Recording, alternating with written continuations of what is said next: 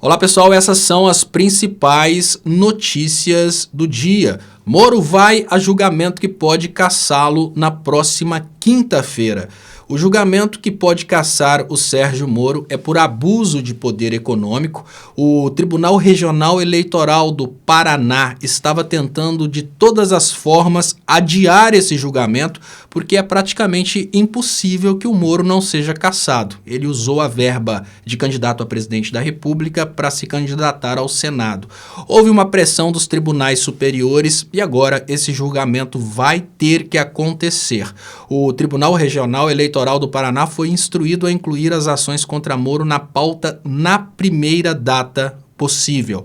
O que significa que quinta-feira a gente já pode ter a notícia do Moro já cassado pelo Tribunal Regional Eleitoral, ou se o Moro será cassado posteriormente pelo STF. A possibilidade do Moro continuar como senador é praticamente nula, porque embora ele tenha algum prestígio no Poder Judiciário do Paraná, se ele for perdoado pelo Poder Judiciário do Paraná, o caso vai para o TSE, onde ele não tem influência nenhuma. Então podemos considerar que o Moro é um ex-senador em exercício. A BIM paralela, o caso da BIM paralela, chegou até que, enfim, na situação da ocultação de provas. Hoje a pergunta que fizeram é: por que o Flávio Bolsonaro fugiu para outra direção com o jet ski? Eu sou daqueles que acredita que o Flávio Bolsonaro levou sim, não necessariamente provas, mas provavelmente malas de dinheiro para guardar em algum lugar. Isso porque provas eles devem ter destruído no mar, mas malas de dinheiro eles não teriam coragem de jogar fora. A impressão que tem é que a Polícia Federal avisou o Bolsonaro de forma estratégica exatamente para que a família Bolsonaro fugisse para ocultar provas. As provas encontradas na casa do Carlos Bolsonaro não poderiam render a prisão imediata deles, porque essas provas seriam para o processo.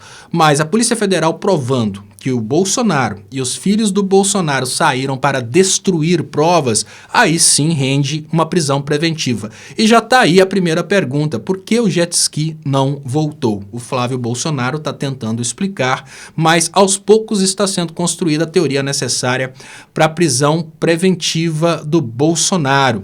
Hoje, o próprio Carlos Bolsonaro divulgou um vídeo no qual aparece uma marca de lingerie no vídeo exatamente do Carlos Bolsonaro, que é sobre quem paira aquela ideia de uma suposta ou possível opção homossexual. Desculpem aqueles que não gostam do uso opção, mas da homossexualidade do Carlos Bolsonaro. É lógico, o assunto acabou se tornando o assunto mais falado a respeito da investigação contra o Carlos Bolsonaro.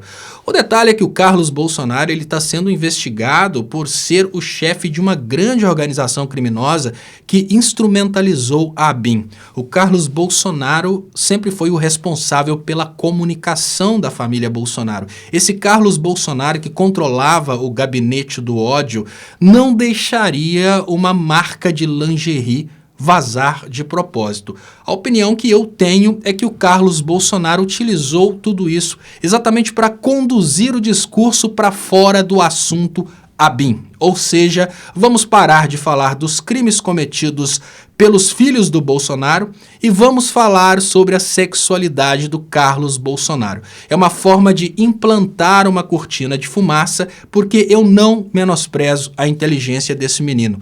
Muito pelo contrário, eu tenho certeza que o Bolsonaro só chegou à presidência por causa dessa genialidade do Carlos Bolsonaro, que apesar de ser usada para o mal, é preciso acreditar que ela existe.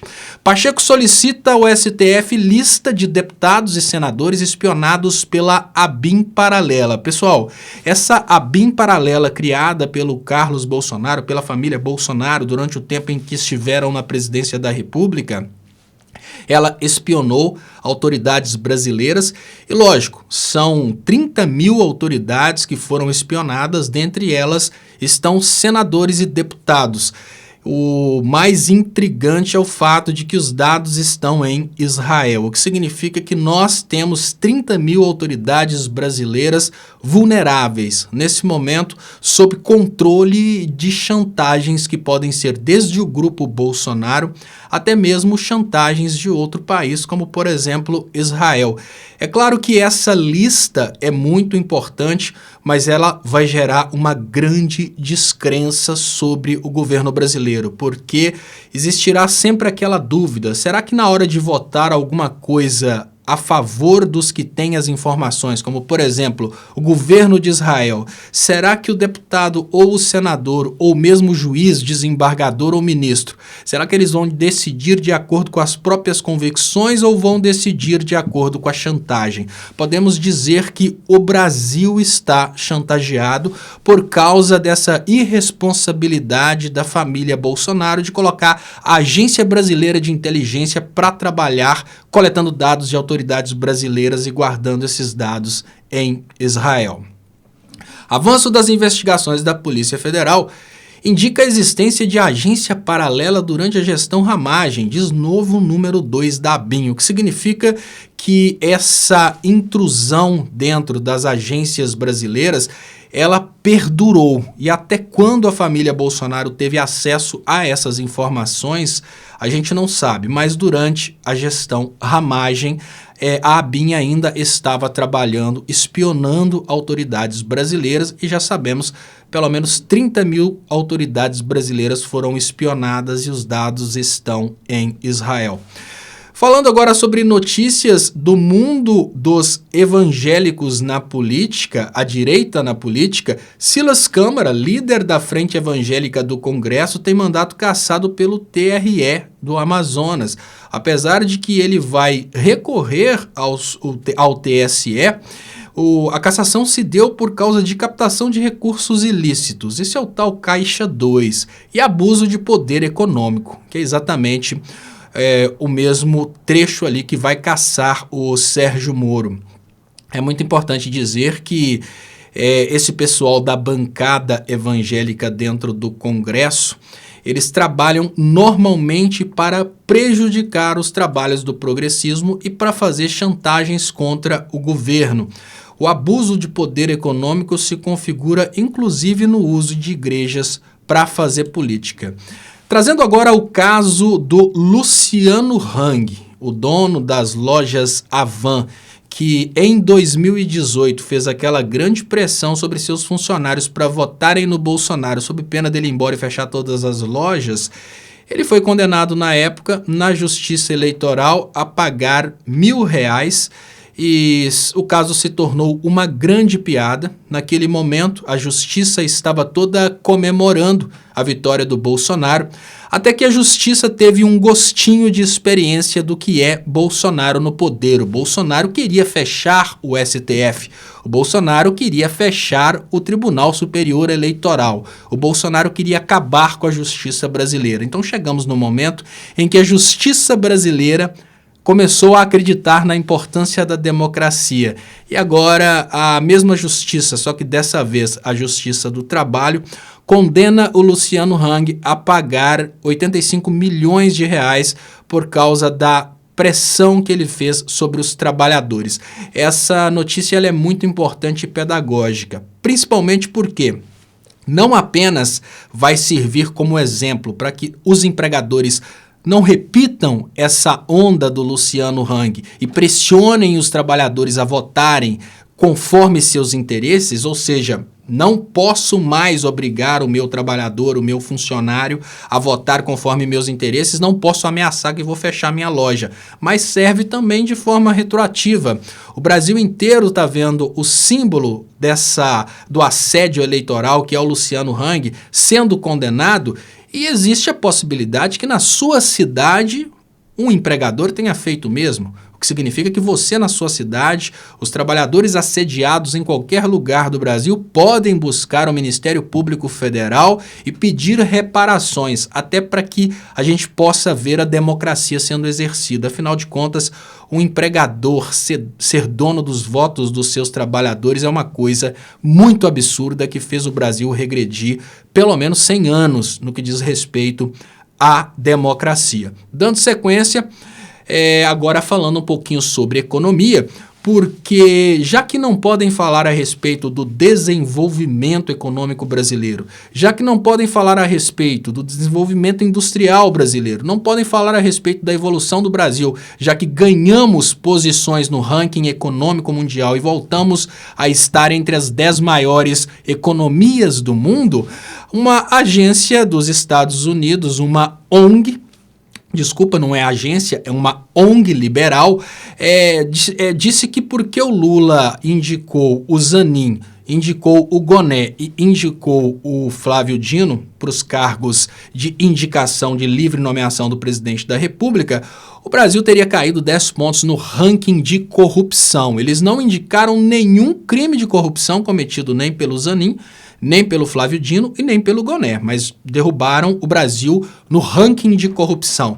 É lógico, essa avaliação de uma ONG que não tem nenhuma relevância real foi utilizada para fundamentar matérias da CNN Brasil e está sendo utilizada também pela oposição para fundamentar críticas ao governo.